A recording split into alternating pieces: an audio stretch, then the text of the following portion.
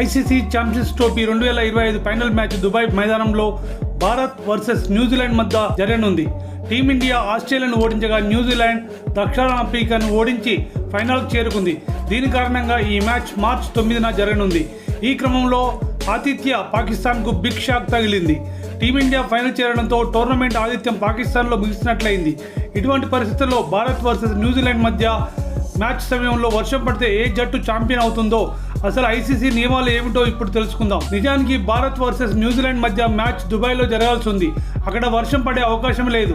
అయితే ఏదైనా సందర్భంలో వాతావరణం చెడుగా ఉంటే లేదా మ్యాచ్ రద్దు చేస్తే ఏ జట్టు ఛాంపియన్ అవుతుంది?